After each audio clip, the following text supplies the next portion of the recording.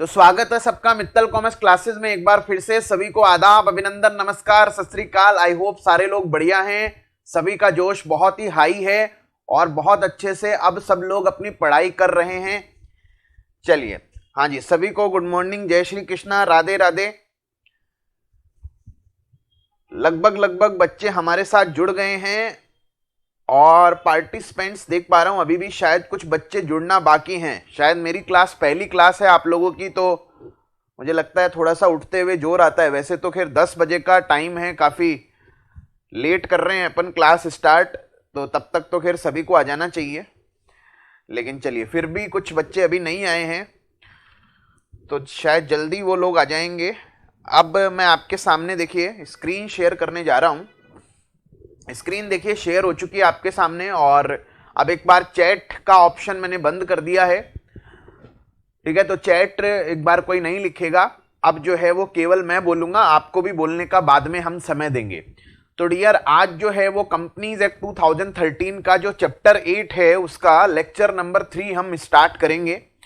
और लेक्चर 2 में एक बार जरा हमने क्या देखा था वो थोड़ा सा हम देख लेते हैं। लेक्चर 2 में आपको याद हो तो हमने देखा था शायद पेज नंबर 8.10 पे, ठीक है, declaration of dividend when there is inadequacy और अब्सेंस ऑफ प्रॉफिट्स, कि यदि मान लीजिए कंपनी के पास करंट ईयर में प्रॉफिट्स नहीं है या जितना डिविडेंड देना चाहती है उतने एडिक्वेट प्रॉफिट्स नहीं है, उसके बावजूद कंपनी डिविडेंड देना चाहती है, तो क्या दे सकती है? बिल्कुल दे सकती है, but subject to following 4 conditions.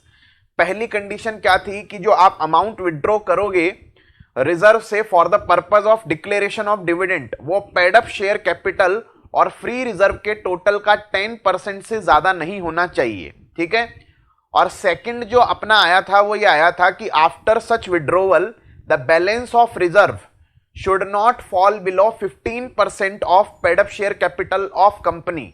उसके बाद में थर्ड आया था कि जो अमाउंट हमने विड्रॉ किया है रिजर्व से उसका यूज हम करंट ईयर में कोई लॉसेज है उसको सेट ऑफ करने में करेंगे, एंड देन लास्ट में जो बचेगा उसको अपन उस पे कैपिटल की रेट देखेंगे क्या रेट आ रही है, और वो जो रेट है वो इमीडिएटली प्रीसीडिंग 3 फाइनेंशियल ईयर की डिविडेंड की एवरेज रेट से ज्यादा नहीं होनी चाहिए। यदि ज्यादा है तो फिर इमीडिएटली प्रीसीडिंग 3 फाइनेंशियल ईयर की एवरेज रेट क्या आ रही है उसी रेट से डियर हम बताइए क्या देंगे, डिविडेंड देंगे। अच्छा सर, ये बातें हमें समझ में आ गई थी। अब सारे लोग एक काम करेंगे, जहां पर 4th कंडीशंस खत्म हो रही थी, 4th कंडीशन में एक नोट और आपको मैं लिखवा रहा हूं। ठीक है, केवल ये जो नोट है डियर 4th कंडीशन के लिए अप्लाई होगा, तो ये 4th कंडीशन के साथ में नोट आएगा, ध्यान से सुनिएगा। फॉर एग्जाम्पल कंपनी 19 और 20 में डिविडेंड डिक्लेयर करना चाहती है, ठीक है, और कंपनी को फाइनेंशियल ईयर 19 और 20 में लॉस हुए हैं या एडिक्वेट प्रॉफिट नहीं हुए हैं, तो इमीडिएटली प्रीसीडिंग 3 फाइनेंशियल ईयर की एवरेज रेट से ज्यादा डिविडेंड की रेट नहीं होनी चाहिए। अच्छा, इमीडिएटली प्रीसीडिंग 3 फाइनेंशियल ईयर कौन से हैं? 16, 17, 17, 18 और 18 और 19। इन तीनों ही ईयर में मान लीजिए हमने डिविडेंड दिया ही नहीं, निल है, तो सर अब तो फिर सर कायदे से तो डिविडेंड देंगे ही नहीं ना, ऐसा नहीं है। यदि आपने पिछले तीनों ही सालों में डिविडेंड नहीं दिया है तो उस केस में जो कंडीशन 4 है ये अप्लाई नहीं होगी। मतलब फिर आप एवरेज रेट नहीं देखोगे, फिर आप जो है वो जो भी थर्ड कंडीशन सेटिस्फाई कर लो, 3 कंडीशन ऊपर की सेटिस्फाई कर लो, उसके बाद में जो आपके पास लॉस को सेट ऑफ करने के बाद में जो अमाउंट आता है वो पूरा का पूरा आप क्या कर सकते हो, डिविडेंड के फॉर्म में दे सकते हो, यदि आपने पिछले तीनों सालों में डिविडेंड नहीं दिया। अच्छा, आपके मन में ये डाउट आ सकता है सर 16, 17 में हमने डिविडेंड दिया कितना, 8-10%, 17 और 18 में दिया निल, और 18 और 19 में दिया मान लीजिए कितना, 18 और 19 में हमने दिया 8%। तो सर अब देखिए क्या होगा, 10 + 0 + 8 डिवाइडेड बाई 3, ऐसे फिर 6% निकलेगा। और यदि पिछले तीनों ही सालों में निल है तो फिर जो है वो ऐसा नहीं कि अब निल रहेगा, अब डिविडेंड देंगे नहीं, ना ना ना, ऐसा नहीं होगा। यदि पिछले तीनों सालों में दिया ही नहीं है, ठीक है, हमने डिविडेंड दिया ही नहीं है पिछले तीनों सालों में और हमारे पास रिजर्व में प्रॉफिट्स हैं, तो करंट ईयर में फिर हम जो है वो कंडीशन 3 ही सेटिस्फाई करेंगे, ये 4th कंडीशंस वहां पर अप्लाई नहीं होगी फिर उस केस में। ठीक है, देखिए मॉड्यूल में भी क्या लिखा हुआ है मैं आपको दिखा देता हूं, वो जो कंडीशन है उसके साथ में ये लिखा हुआ है, एक बार क्लैरिटी लेके आ जाएं। देखिए कंडीशन 8 पॉइंट जो हमारा था 10, उस पे ये फोर्थ कंडीशन इन्होंने पहले लिख रखी है। इसमें लिखा हुआ है however this condition shall not apply if company has not declare any dividend in each, देखिए क्या लिखा हुआ है, each of the 3 preceding financial year, यानी तीनों ही सालों में नहीं दिया। यदि यहां पर एनी होता तो फिर मान लो किसी भी ईयर में मान लीजिए नहीं दिया, तो फिर अपन जो है वो वहां पर भी एवरेज नहीं लेते, फिर कंडीशन 3 सेटिस्फाई करने तक हमारे पास जितना पैसा आता वो पूरा पैसा डिविडेंड के फॉर्म में दे सकते हैं। यहां पर ईच लिखा हुआ है, यानी तीनों सालों में लगातार कोई डिविडेंड नहीं दिया तो ये वाली ऊपर वाली कंडीशन अप्लाई नहीं होगी, इसको देखेंगे ही नहीं। फिर अपन शुरुआत की 3 कंडीशन ही फुलफिल करेंगे, फिर एवरेज रेट का कोई चक्कर नहीं रहेगा। शर्त यह है in immediately preceding 3 financial year company ने डिविडेंड डिक्लेयर नहीं किया हुआ होना चाहिए, ठीक है। यहां पर ईच लिखा हुआ है, यानी फिर यदि 10 + 0 + 8 होता है तो फिर इसको डिवाइडेड बाई 3 करेंगे। 0 + 0 + 0 है तो फिर अपन एवरेज नहीं लेंगे, फिर अपन अपनी मर्जी से कितना भी दे सकते हैं, लॉस को सेट ऑफ करने के बाद में जो अमाउंट आएगा। आई होप बात सबको समझ में आ चुकी है, ठीक है। तो एक काम करेंगे, सभी लोग अब नोट लिखेंगे। वो जो नोट है वो एक्सक्लूसिवली ध्यान रखना केवल कंडीशन नंबर 4 से रिलेटेड है। तो नोट नंबर 4 लिखिए दिस कंडीशन यानी फोर्थ कंडीशन। दिस का मतलब क्या है बेटा, जो अब मैंने आपको लिखाई है फोर्थ कंडीशन, ठीक है। Fourth condition, this condition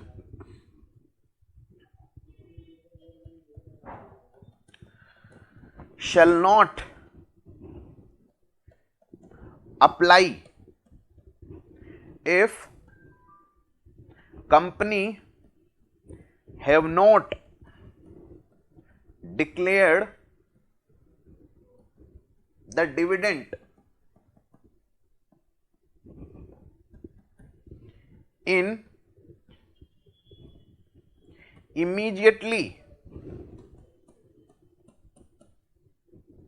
preceding 3 financial years. In immediately preceding 3 financial year, तीनों सालों में डिविडेंड नहीं दिया तो उस केस में फोर्थ कंडीशन अप्लाई नहीं होगी। आई होप बात सबको समझ में आ चुकी है, ठीक है। यदि किसी एक भी ईयर में डिविडेंड दे दिया तो फिर एवरेज लेंगे अपन, यदि तीनों सालों में ही नहीं दिया है तो फिर एवरेज नहीं लेंगे, ठीक है। तो ये नोट कंप्लीट हो चुका है। अब देखिए एक नोट और लिखा रहा हूं जो चारों कंडीशन से रिलेटेड है। वो नोट देखिए क्या है, वो एक नोट और लिखिए। ये जो नोट है वो फोर्थ कंडीशन के साथ नहीं लिखना है, this note belongs to all the conditions, ठीक है। अब देखिए बेटा गवर्नमेंट कंपनी है कोई, ध्यान से सुनना, गवर्नमेंट कंपनी। आप सभी लोग सीए फाउंडेशन में गवर्नमेंट कंपनी पढ़कर आए हो। हाँ सर हमने गवर्नमेंट कंपनी पढ़ी है। याद कीजिए क्या पढ़ा था, गवर्नमेंट कंपनी कौन सी होती है, जिसकी एटलीस्ट 51% शेयर कैपिटल या तो सेंट्रल गवर्नमेंट के पास है या स्टेट गवर्नमेंट के पास है, या सेंट्रल गवर्नमेंट या वन और मोर स्टेट गवर्नमेंट के पास है, ऐसा आपने पढ़ा है। तो इसमें देखिए क्या है, गवर्नमेंट कंपनी जिसकी 100%, ध्यान से सुनना, ऐसी गवर्नमेंट कंपनी जिसकी 100% शेयर कैपिटल किसके पास में है, गवर्नमेंट के पास में है, उसमें ये चारों की चारों कंडीशन सप्लाई ही नहीं होगी, ठीक है। यानी इसका मतलब कि जैसे कई बार क्या होता है, कुछ कंपनी ऐसी होती है जो फुल्ली ऑन्ड बाय गवर्नमेंट होती है, यानी उसका एक भी शेयर आम जनता के पास नहीं है, पब्लिक के पास नहीं है, टोटली गवर्नमेंट ऑन्ड कंपनी है। सपोज करो मान लीजिए बहुत सारी जैसे गवर्नमेंट कंपनियां भी हैं, आपने देख जैसे कोल इंडिया है, एनटीपीसी है, अभी बीपीसीएल को तो खैर सेल कर दिया, जैसे बीएसएनएल है, ऐसे बहुत सारी देश में, इंडियन ऑयल है, बहुत सारी गवर्नमेंट कंपनियां हैं, बड़ी बड़ी गवर्नमेंट कंपनियां हैं, ठीक है। तो जो गवर्नमेंट कंपनी है, डियर एक बात बताओ, एक गवर्नमेंट कंपनी है जिसमें सपोज करो ₹1000 करोड़ की शेयर कैपिटल है, ठीक है। ये पूरी की पूरी कैपिटल गवर्नमेंट के पास है। गवर्नमेंट कोई सी भी हो सकती है, सेंट्रल गवर्नमेंट हो सकती है और स्टेट गवर्नमेंट हो सकती है, ठीक है। इसको करंट ईयर में क्या हुए हैं डियर, लॉस हुए हैं। ये अपने प्रीवियस, ध्यान से सुनना, प्रीवियस ईयर के रिजर्व से क्या देना चाहती है, डिविडेंड देना चाहती है। तो इसमें कोई भी कंडीशन सेटिस्फाई करने की जरूरत नहीं है, वो पूरा का पूरा रिजर्व आप डिविडेंड के फॉर्म में दे सकते हो। ऐसा नहीं कि कैपिटल का और रिजर्व का 10% विड्रॉ करेंगे, रिजर्व का बैलेंस 15% कम रहना चाहिए, कुछ भी सेटिस्फाई करने की जरूरत नहीं है। सर ऐसा क्यों करते हैं? बेटा देखिए क्या होता है, गवर्नमेंट कंपनी की मालिक खुद कौन होती है? गवर्नमेंट होती है। तो आप एक बात बताओ, देखो नॉर्मल जो कंपनी होती है, ठीक है, जिसमें आम जनता का पैसा होता है, तो गवर्नमेंट ने रूल बनाया कि भाई एक बात बताओ, तुमको करंट ईयर में लॉस लगा है, उस पहले तो कायदे से तुम्हें डिविडेंड देना ही नहीं चाहिए, और फिर भी तुम्हें इतना उत्सुकता है कि तुम डिविडेंड दोगे, तो भैया ये रूल फुलफिल करो। आप ऐसा नहीं हर कितना ही पैसा लुटा दोगे, ये कोई बात नहीं होती, ठीक है। आप तरीके से चलोगे, आप डिविडेंड, आपको प्रॉफिट नहीं हुआ है तो कुछ रिस्ट्रिक्शंस हम लगा रहे हैं। लेकिन गवर्नमेंट कंपनी की मालिक, फुल्ली ऑन्ड गवर्नमेंट कंपनी की मालिक कौन होती है? गवर्नमेंट होती है। गवर्नमेंट कहती है हमारी लिक्विडिटी की परवाह मत करो। आपको पता है हर गवर्नमेंट बैंक लॉस में है, क्योंकि अब उनको फर्क ही नहीं पड़ता। आज जैसे पंजाब नेशनल बैंक है, एसबीआई है, आप देखोगे हर साल लगभग आधे से ज्यादा बार वो लॉस में ही होते हैं, क्योंकि गवर्नमेंट बैंकों में होता क्या है, कभी इसका कर्ज माफ कर दिया, कभी इस वजह से बैंक को नुकसान हो गया, घाटा हो गया, उनको फंडिंग गवर्नमेंट देती है। चलो लॉस हो गया, चलो गवर्नमेंट कहती है हमारे पास बहुत पैसा है, हमारी चिंता छोड़ दो कि हमें कोई लिक्विडिटी प्रॉब्लम होगी। समझ में आ गया भाई? नॉर्मल कंपनी जिसमें पब्लिक का पैसा लगा हुआ है, वो कहां से फंडिंग लेके आएगी? उसको कोई डोनेट थोड़ी कर देगा पैसे। इसलिए आप ऐसा नहीं लॉस लगाए तो आप हर कितना पैसा लुटा दोगे, नहीं। लेकिन गवर्नमेंट कंपनी कहती है, जो फुल्ली ओन्ड गवर्नमेंट कंपनी कहती है कि हमारे ऊपर कोई रिस्ट्रिक्शंस नहीं है, क्योंकि हमारी मालकिन गवर्नमेंट है, हमें कोई लिक्विडिटी की प्रॉब्लम हो ही नहीं सकती कभी, ठीक है। जिस दिन हमारे डेट्स पे नहीं होंगे, सरकार पैसा देगी गवर्नमेंट कंपनी को। इसलिए गवर्नमेंट ने कहा है कि if 100% share capital of a government, 100% share capital of a company is held by government कोई भी हो सकती है, either central और state government, then above 4 conditions shall not apply। ठीक है, आई होप सारे बच्चों को बात समझ में आ चुकी है। तो एक काम करेंगे, सभी लोग जो है वो नोट में लिख लो भाई, सारे लोग लिखो कि हाँ जी, सभी लोग नोट में लिखेंगे, if 100% share capital of a company is held by, if 100% share capital of a company is held by government का मतलब क्या है? आइदर कोई सी भी हो सकती है गवर्नमेंट, आइदर सीजी यानी सेंट्रल गवर्नमेंट और एसजी यानी state government, then all the, then अब ऐसे लिखो, then above 4 conditions shall not apply। Okay sir, ठीक है, चलिए ये हमने लिख दिया। आई होप बात सबको समझ में आ गई है। एंड देन लास्ट नोट लिखवा रहा हूं बेटा, फ्री रिजर्व का मीनिंग लिखवा रहा हूं। देखो शॉर्ट में मॉड्यूल में फ्री रिजर्व का मीनिंग दिया हुआ है, क्योंकि हमने पढ़ा है कि भाई रिजर्व जो है, जो डिविडेंड है, वो किससे डिक्लेयर कर सकते हैं? ओनली फ्री रिजर्व से। तो फ्री रिजर्व का मीनिंग क्या है? देखो लिख लो, meaning of free reserve, meaning of FR का मतलब फ्री रिजर्व। फ्री रिजर्व का मतलब क्या है? फ्री रिजर्व का मतलब है ऐसे रिजर्व जो फ्री हैं for the distribution of dividend, उसी को फ्री रिजर्व कहते हैं। ठीक है, तो इसमें आप लिखोगे, ऐसे लिखो, free reserve means the reserves which are free for the distribution of dividend. जो डिविडेंड डिस्ट्रीब्यूट करने के लिए डियर बताओ क्या है? फ्री हैं, उनको हम क्या कहेंगे? फ्री रिजर्व कहेंगे। बट आगे देखो पूरा लिखना है, but it does not include, but ध्यान रखना इसमें क्या क्या चीजें इंक्लूड नहीं होंगी। देखो इंक्लूड नहीं होंगी, कुछ 3-4 चीजें स्पेसिफिकली इंक्लूड नहीं है। तो आप कहीं ये मत सोचना कि इंक्लूड ये नहीं है तो बाकी चीजें इंक्लूड है, नहीं। ये लोगों को इनमें कंफ्यूजन आता है, तो इनको स्पेसिफिकली एक्सक्लूड किया हुआ है। अच्छा कौन कौन से? देखो आपको बताया था अनरियलाइज्ड गेन्स, ऐसे गेन जो आपको रियलाइज्ड नहीं हुए, अनरियलाइज्ड गेन है भाई।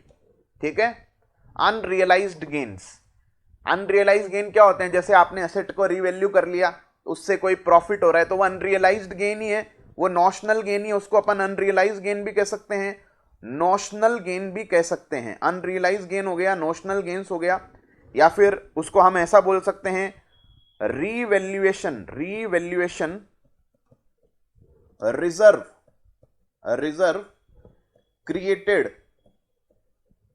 बिकॉज ऑफ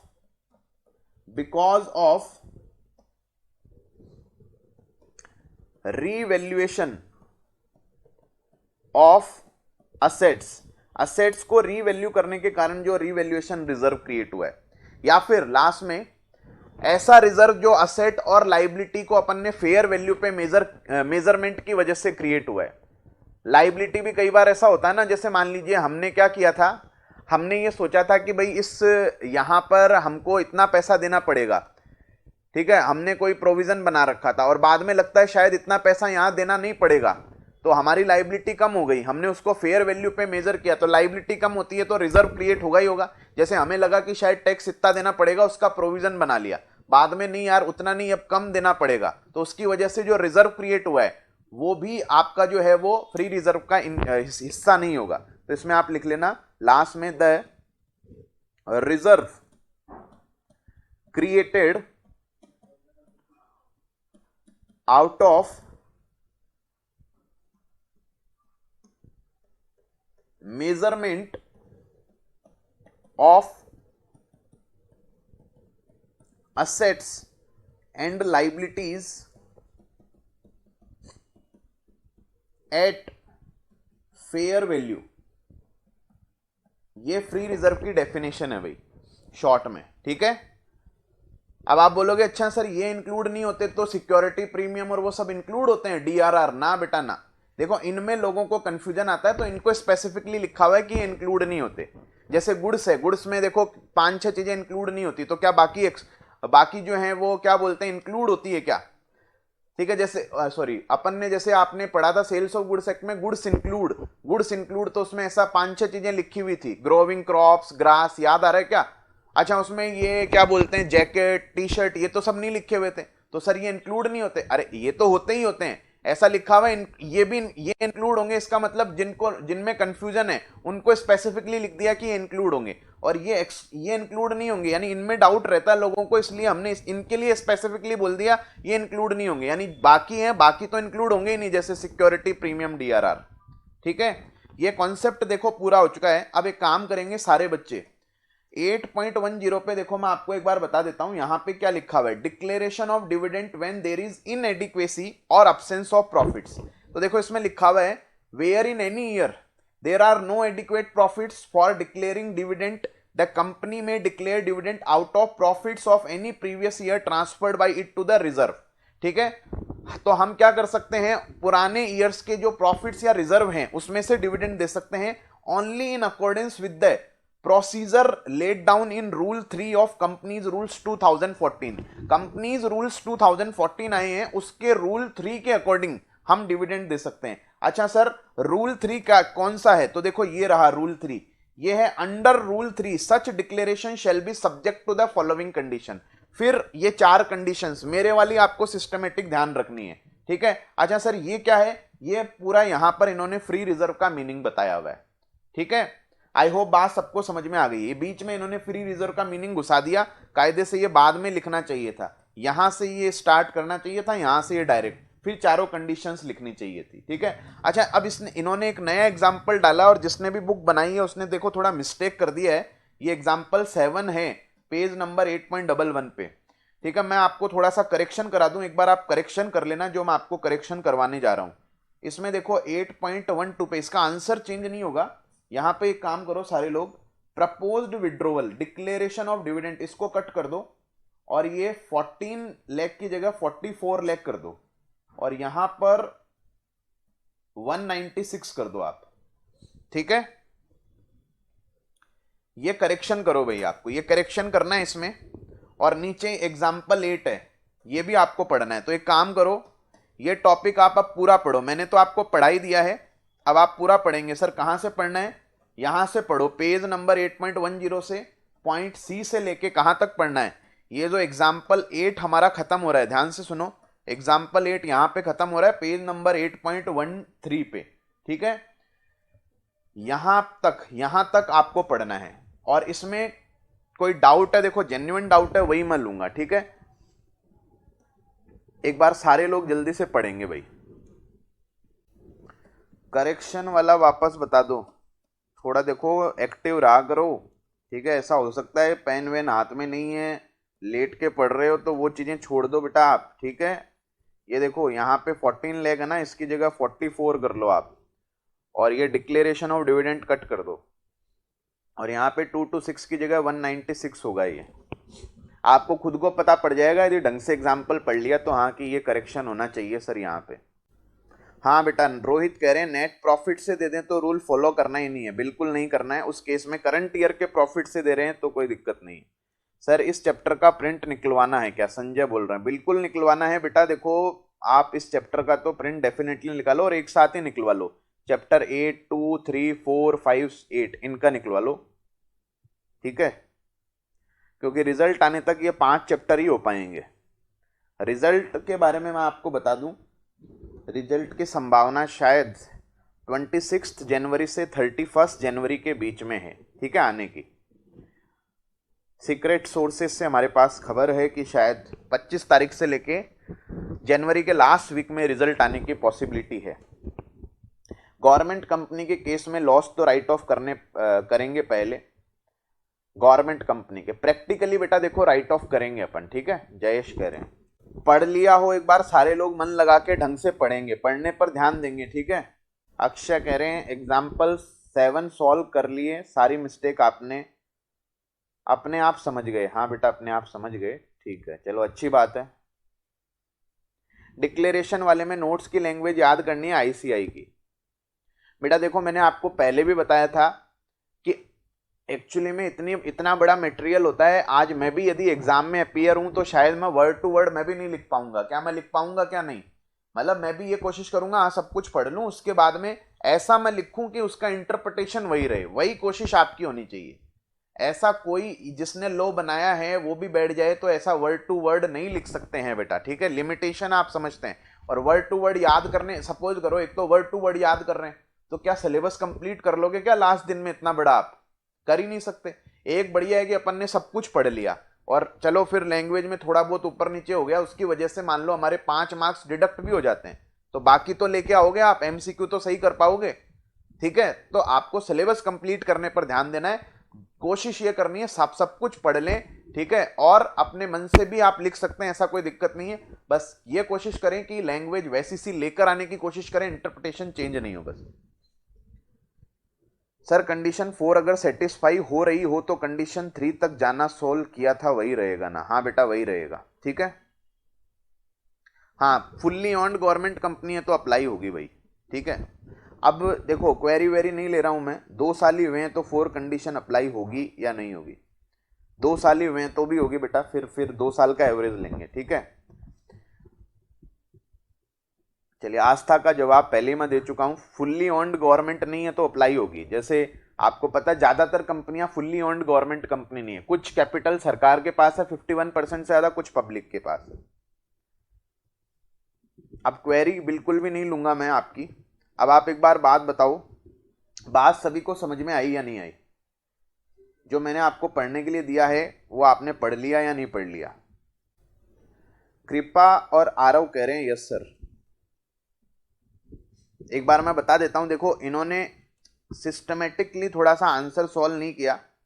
200 लाख रुपीस की कैपिटल है भाई, 240 240 लाख रुपीस के रिजर्व हैं, ठीक है। करंट ईयर में लॉस है 30 लाख का, और पिछले 3 सालों का एवरेज रेट इतना है। तो अब आपको बताना है कि इस ईयर में मैक्सिमम रेट क्या दे सकते हैं करंट ईयर में।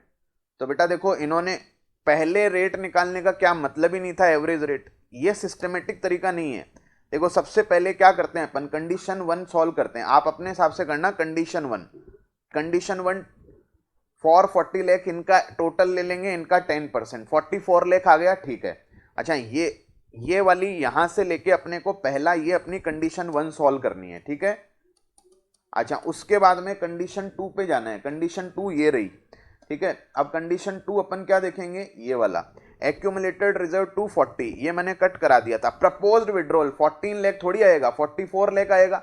अरे भाई मान लो आप 14 लाख ही रुपए थोड़ी निकाल रहे हो, लॉस भी तो सेट ऑफ करते हैं पहले, तो ऑब्वियस सी बात है 44 लाख रुपीज निकाल रहे हैं, 14 लाख थोड़ी निकालेंगे। ये इन्होंने थोड़ा गड़बड़ कर रखी है। और बैलेंस कितना है 196, ठीक है। जो कि बताओ क्या है, paid up share capital 200 lakh के 15% कितना होता है 30 लाख, उससे ज्यादा है। तो ये हमारी बताओ क्या हो गई, ये हमारी कंडीशन क्या हो गई 2 हो गई, ये कंडीशन क्या हो गई 2 हो गई, ठीक है। अब देखिए कंडीशन 3 क्या हो गई, कंडीशन 3 ये हो गई हमारी, यहां से लेके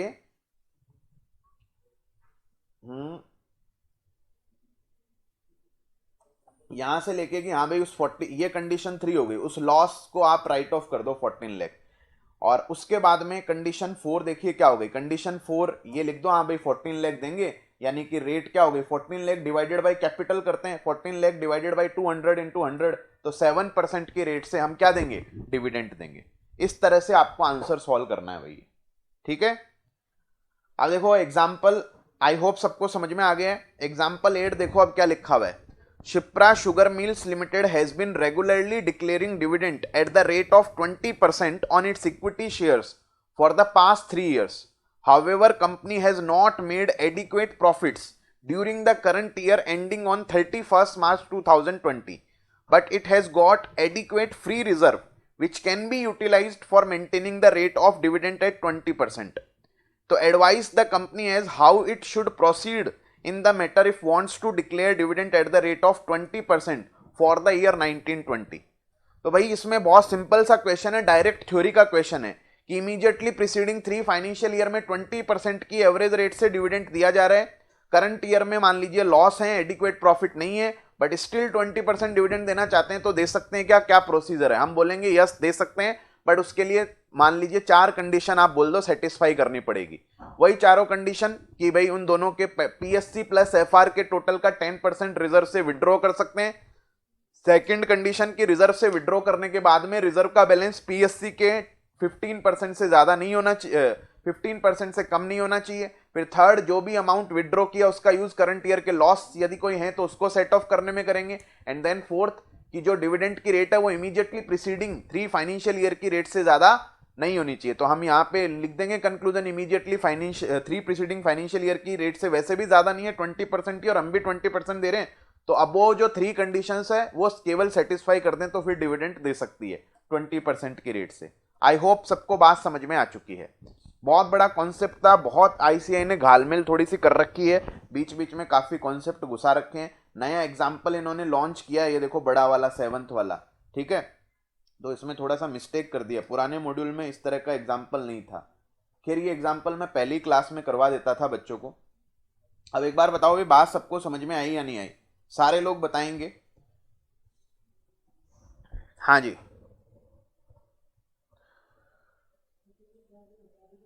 चलिए सभी लोग यस कह रहे हैं, ओके कह रहे हैं, क्लियर डन कह रहे हैं, ठीक है। एक बार क्वेरी हम लोग नहीं ले पाएंगे, देखो मैंने आपको बताया, आप खुद भी देखिए थोड़ा सा समझिए कि क्वेरीज बेटा हो सकता है सारे बच्चों की सॉल्व नहीं हो, और जाहिर सी बात है होगी भी नहीं, क्योंकि आपको खुद को पता है। फिर भी यदि जिसकी भी कोई भी रीजनेबल क्वेरी है, आपको मेरे नंबर देखो शायद मैंने दिए हुए हैं क्या आपको, यदि नहीं दिए हुए तो आप एक बार लिख लो 9024410621, ठीक है। ये मेरे व्हाट्सएप नंबर हैं, तो इस पे आपको कोई भी क्वेरी है, पहले आपको खुद को पढ़ना है, फिर आपको लगता है नहीं यार अब भी नहीं समझ में आ रहा है, तो इस पे आप मुझे अपनी क्वेरी ड्रॉप कर दें, मैं आपको समय मिलते ही रिप्लाई कर दूंगा, ठीक है। इस तरह से अपन करेंगे। चलिए अब देखो 123 बड़ी है, 123 का अगला डी वाला concept, A B C 3 concept हमारे हो चुके हैं, ठीक है। सर आप केस स्टडी कराने वाले थे ना, न्यू पैटर्न, बेटा बिल्कुल सब कुछ कराऊंगा मैं आपको, आप टेंशन मत लीजिए, सारे सब कुछ कराएंगे, ठीक है।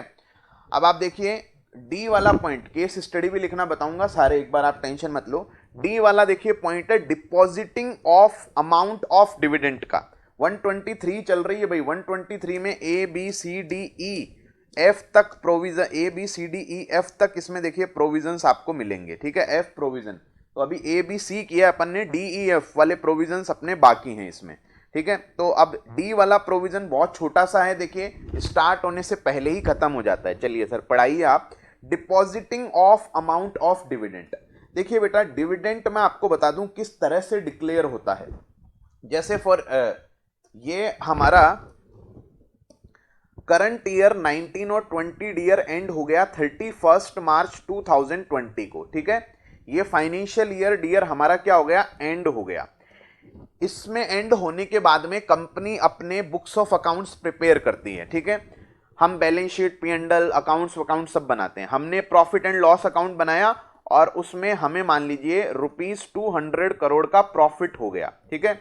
अब होता क्या है, ईयर एंड होने के बाद में हमेशा हर ईयर के लिए कंपनी की एक एजीएम होती है बेटा। क्या होती है, एजीएम, जिसको हम एनुअल जनरल मीटिंग कहते हैं। आपने सुना होगा एजीएम होती है, एनुअल जनरल मीटिंग हर ईयर की। फाइनेंशियल ईयर 19 और 20 की 31 मार्च 2020 ईयर एंड होने के अगले 6 महीनों में, यानी सितंबर तक, ध्यान से सुनना, सितंबर 20 तक जनरली एजीएम हो जानी चाहिए, ठीक है। तो उस एजीएम में क्या होता है, उस एजीएम में सारे शेयर होल्डर्स को बुलाया जाता है, कंपनी के सारे शेयर होल्डर्स को बुलाया जाता है। और उस एजीएम में जनरली कंपनी के जो बोर्ड ऑफ डायरेक्टर्स हैं वो डिविडेंड प्रपोज करते हैं। क्या करते हैं बेटा, प्रपोज करते हैं। केवल ध्यान से सुनना, प्रपोज मतलब जैसे शेयर होल्डर ने डायरेक्टर्स ने वहां पे कहा कि देखो इस ईयर में सारे शेयर होल्डर्स को हमें 200 करोड़ रुपए का प्रॉफिट हुआ है, तो हम 100 करोड़ रुपए का प्रॉफिट क्या कर रहे हैं, in the form of dividend हम डिक्लेयर करना चाहते हैं, ठीक है। अच्छा सर, डायरेक्टर जैसा जितना बोलते हैं क्या उतना डिविडेंड शेयर होल्डर्स को मिलता है? नहीं बेटा, शेयर होल्डर से पूछा जाता है क्या आप ये डिविडेंड लेने के लिए तैयार हैं, और यदि मेजॉरिटी शेयर होल्डर्स यदि क्या कह दें, यस कह दें, तो फिर वो बाद में क्या होता है, डिविडेंड अप्रूव जो करते हैं वो शेयर होल्डर्स करते हैं। शेयर होल्डर कहते हैं हाँ ठीक है, तो फिर बाद में वो डिविडेंड उनको दिया जाता है। शेयर होल्डर मना भी कर सकते हैं, शेयर होल्डर बोल सकते हैं नहीं, 100 करोड़ का प्रॉफिट दे रहे हो, मान लो कैपिटल 1000 करोड़ है, तो 10% के हिसाब से क्या हो गया, डिविडेंड हो गया। शेयर होल्डर बोल सकते हैं नहीं, हमें इतना प्रॉफिट नहीं चाहिए, आप अपने पास पैसा रखो, कंपनी को और ग्रो करो। वो रेट ऑफ डिविडेंड डिक्रीज कर सकते हैं। सर इंक्रीज कर सकते हैं क्या? ना बेटा, इंक्रीज नहीं कर सकते, वो कभी भी इंक्रीज नहीं कर सकते शेयर होल्डर, क्योंकि कंपनी के हालातों के बारे में डायरेक्टर्स को पता है। डिक्रीज कर सकते हैं, इंक्रीज नहीं कर सकते कि हमें तो पूरा ही दे दो 200 करोड़, ना ना ना ना, ठीक है, इंक्रीज नहीं कर सकते। इस तरह से डिविडेंड डिक्लेयर किया जाता है। बोर्ड ऑफ डायरेक्टर्स प्रपोज करते हैं और शेयर होल्डर से मेजॉरिटी शेयर होल्डर हां करते हैं, तभी वो डिविडेंड अप्रूव होता है, उसके बाद में मेंबर्स लोगों को मिलता है, ठीक है। अब डियर देखिए क्या हुआ, ध्यान से सुनिएगा। 31 मार्च 2020 को हमारा फाइनेंशियल ईयर एंड हो गया, ठीक है। हमने क्या किया डियर, 30 अप्रैल 2020 को फाइनेंशियल ईयर 19 और 20 की एजीएम हेल्ड की, AGM annual general meeting held की, जिसमें सारे मेंबर्स आए, ठीक है। उस एजीएम में हमने डिविडेंड क्या किया, प्रपोज किया, और साथ ही साथ शेयर होल्डर ने उसको क्या कर दिया, अप्रूव भी कर दिया, ठीक है। तो ध्यान से सुनिएगा, जैसे ही डिविडेंड अप्रूव हुआ, अप्रूव मतलब वहां पे अप्रूव होने का मतलब डिक्लेयर हो जाता है एक तरह से। जैसे ही शेयर होल्डर ने डिविडेंड अप्रूव हुआ, यानी एक तरह से डिक्लेयर हो गया वहां पे कि मेंबर्स को डिविडेंड मिलने वाला है। तो आखिर वो जो डिविडेंड है वो कितने टाइम में मेंबर को मिलता है? तो ध्यान से सुनिएगा, जिस दिन डिविडेंड डिक्लेयर होता है उसके विदिन डियर में आपको बता दूं 30 डेज के अंदर अंदर शेयर होल्डर्स को डिविडेंड मिल जाना चाहिए। देखो 30 अप्रैल 2020 को यदि डिविडेंड डिक्लेयर होता है तो इसके विदिन 30 डेज के अंदर अंदर डियर, यदि हमें कुछ पर्टिकुलर डेज लॉ में किसी डेट से काउंट करते हैं तो उस डेट को हम एक्सक्लूड करते हैं, हमेशा ध्यान रखना। यानी 30 अप्रैल 2020 को हम एक्सक्लूड करेंगे, यानी 1 अप्रैल 2020 से लेके यानी 30 मई 2020 तक शेयर होल्डर को डिविडेंड मिल जाना चाहिए, क्रेडिट हो जाना चाहिए बेटा उनके अकाउंट में। अच्छा सर ये समझ में आ गया, लेकिन बेटा एक बात बताओ, सपोज करो 30 अप्रैल 2020 को कंपनी ने डिविडेंड डिक्लेयर कर दिया और कंपनी ने डिसाइड किया कि हम तो 30 मार्च 2020 को सारे शेयर होल्डर के बैंक अकाउंट में एनईएफटी कर देंगे, क्योंकि वो तो सेकंडों में पैसा पहुंच जाएगा, ठीक है। अब डियर क्या हुआ, 30 अप्रैल 2020 को तो कंपनी के बैंक में पैसा था, तो उन्होंने कहा यार इतना पैसा पड़ा है तो इतना डिविडेंड दे सकते हैं। 30 मई 2020 को जब कंपनी का जो अकाउंटेंट है वो शेयर होल्डर के अकाउंट में पैसा ट्रांसफर कर रहा है तो बैंक में बैलेंस ही नहीं है, क्योंकि इस एक महीने के दौरान कंपनी ने क्या किया, उस पैसे का यूज कंपनी ने अपने एम्प्लॉइज को सैलरी देने में, कंपनी के एडमिनिस्ट्रेटिव एक्सपेंडिचर को मीट आउट करने में, कोई असेट को परचेज करने में कर लिया। अब बेटा डिविडेंड देने के लिए पैसे ही नहीं है। ऐसा हो सकता है? नहीं हो सकता, क्योंकि एक महीने का गैप है। एक महीने में लिक्विडिटी पता प्रॉफिट तो है, बुक्स में प्रॉफिट है बट लिक्विडिटी नहीं है। डेटर्स लोगों में पैसा ब्लॉक हो रखा है, वो पैसा दे नहीं रहे, प्रॉफिट है बट लिक्विडिटी नहीं है। ऐसा हो सकता है ना? तो लॉ कहता है इस तरह की सिचुएशन से कंपनी को बचना है। तो कंपनी और डायरेक्टर्स जरा ध्यान से सुन लो तुम लोग, जैसे ही तुमने डिविडेंड डिक्लेयर किया उसके विदिन 5 डेज के अंदर अंदर वो पैसा डिविडेंड डिक्लेयर किया तो वो पैसा तुम्हारा नहीं है। उस पैसे पर बुरी नजर मत डालना, उसको साइड में निकाल के रख दो। जैसे ही डिक्लेयर किया उसके 5 डेज के अंदर अंदर एक बैंक में आप सेपरेट अकाउंट खुलवाओ और उस बैंक में वो पैसा आप रखो, क्योंकि वो सेपरेट अकाउंट में रहेगा तो ऑब्वियस सी बात है वो डिविडेंड के पेमेंट में यूज आएगा, फिर आप उसको छेड़ नहीं सकते। यदि आपके बैंक अकाउंट में पड़ा हुआ है तो उस बैंक अकाउंट से और कोई खर्चे हो गए और कोई हमने असेट परचेज कर ली, ऐसा हो सकता है? नहीं हो सकता। तो ये डी वाला पेमेंट का पॉइंट तो देखो आगे आएगा 30 डेज में। डी वाला पॉइंट कहते हैं जिस दिन डिविडेंड डिक्लेयर हुआ, यानी 30 अप्रैल 2020 को डिविडेंड डिक्लेयर हुआ है तो उसके कितने डेज में, 5 डेज के अंदर अंदर कंपनी को क्या करना। 5 डेज का मतलब क्या हो गया, 5 मई 2020 तक, क्योंकि जिस दिन से हमें कुछ डेज काउंट करने होते हैं उस डेट को हम एक्सक्लूड करते हैं। तो 30 अप्रैल 2020 को हमने एक्सक्लूड कर दिया, यानी 1 मई 2020 से लेके 5 मई 2020 तक, यानी 5 डेज के अंदर अंदर हम क्या करेंगे, वो डियर हमारा जो डिविडेंड का अमाउंट है, ध्यान से सुनना गाइस, डिविडेंड का अमाउंट है वो क्या करेंगे, डिपॉजिट करवा देंगे। सर कहां पर करवाएंगे?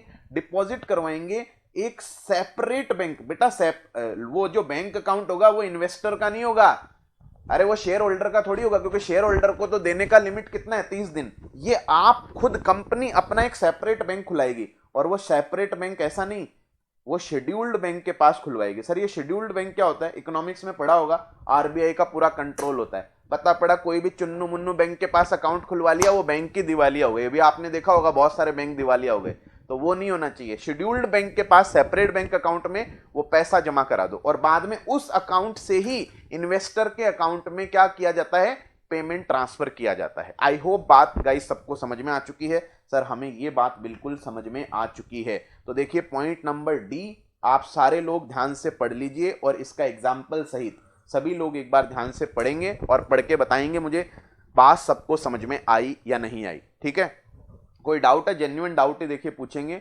और मैं थोड़ा सा चैट देख लेता हूं, किसी का कोई जेन्युइन डाउट आएगा वही लूंगा और इसी पॉइंट पे चर्चा होगी। ठीक है, हाँ जी सभी लोग। अच्छा अक्षत गोयल कह रहे हैं interim dividend, including interim dividend. बेटा इंट्रोडक्टरी पार्ट में मैं आपको बताऊंगा, एक बार रुक जाओ। 2 तरह के डिविडेंड होते हैं, फाइनल और इंटरीम। इंटरीम वो होता है जो मतलब ईयर एंड होने से पहले ही दे दिया जाता है, उस पर भी चर्चा करेंगे अपन। ठीक है, एक बार इस पे डिटेल में डिस्कशन आएगा, बुक में ही दे रखा है इंटरीम और फाइनल डिविडेंड में डिफरेंस क्या होता है। ठीक है, हाँ जी अभी तक पढ़ लेना चाहिए था आपको सभी को।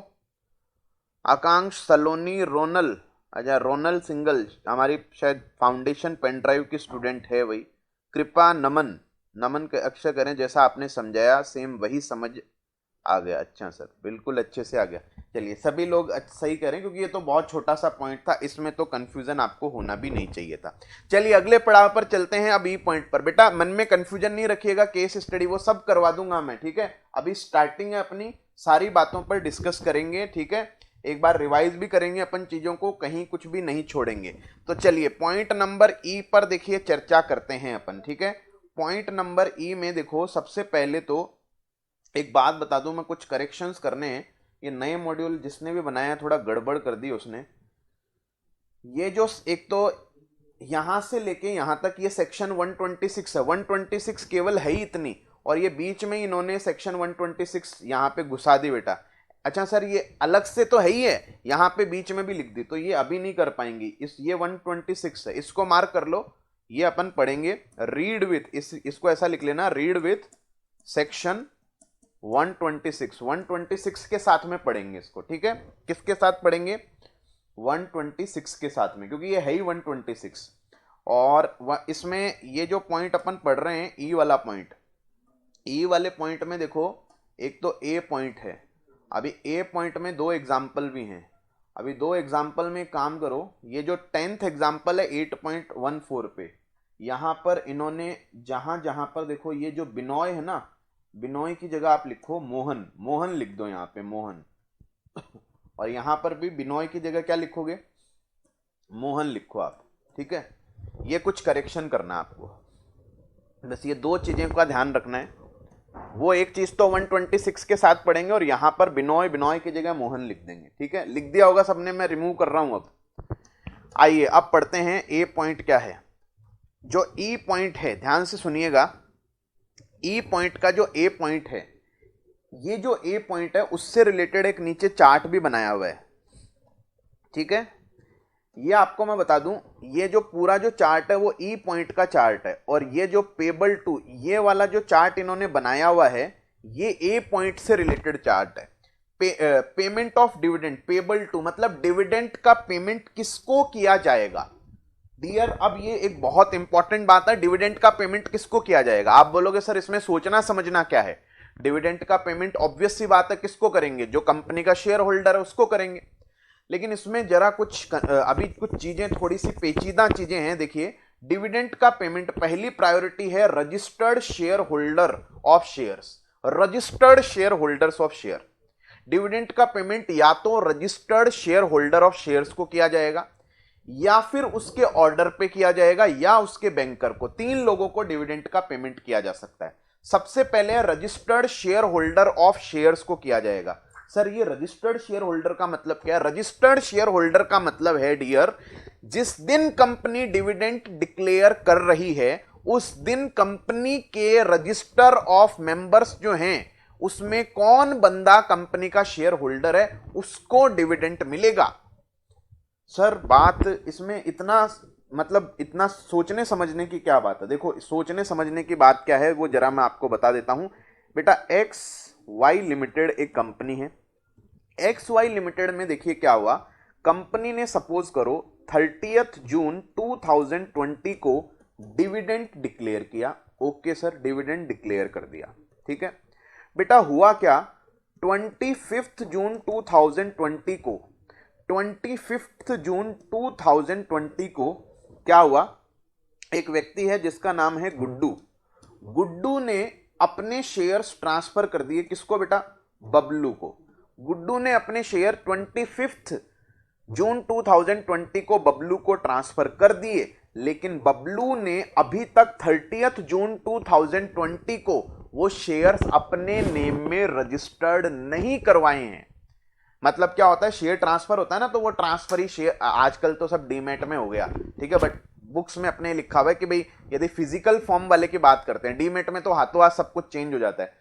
तो अब क्या हुआ, बबलू का नाम अभी भी रजिस्टर ऑफ मेंबर्स में अपडेट नहीं हुआ, अभी भी गुड्डू का नाम ही चल रहा है। तो बेटा डिविडेंड गुड्डू को मिलेगा, न कि बबलू को मिलेगा। मालिक बबलू है जिस दिन डिविडेंड डिक्लेयर हुआ, लेकिन फिर भी डिविडेंड गुड्डू को मिलेगा।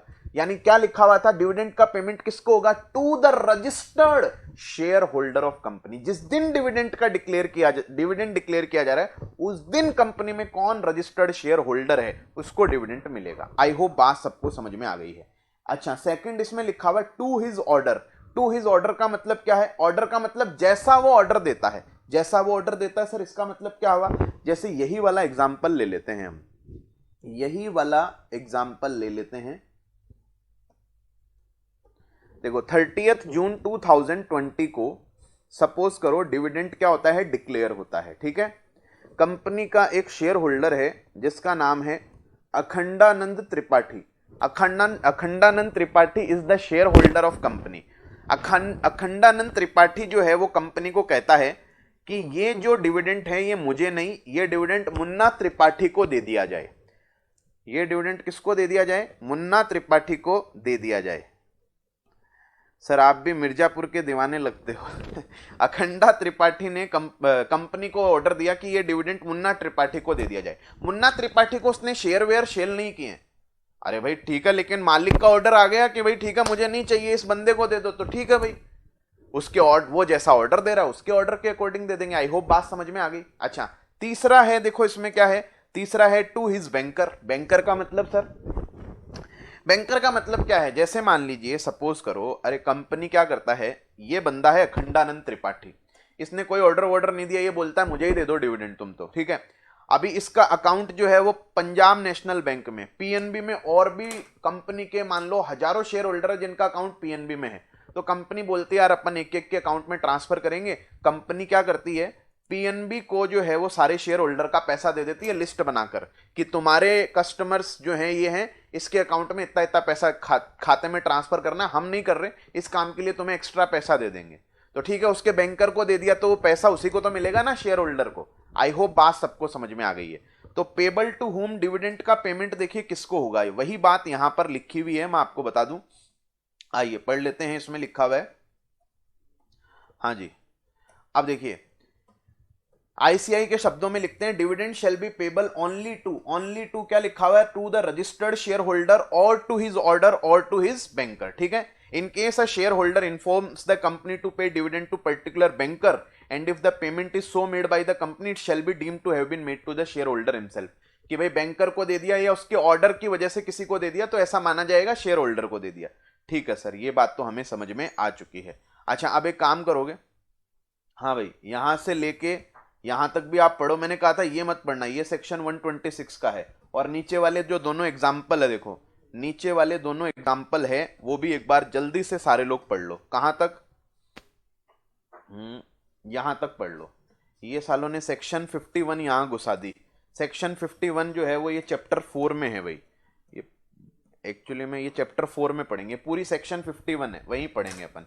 आप तो यहां तक पढ़ो एक बार, सारे लोग, एवरीवन जल्दी से पढ़ेंगे सब लोग, दोनों एग्जाम्पल सहित।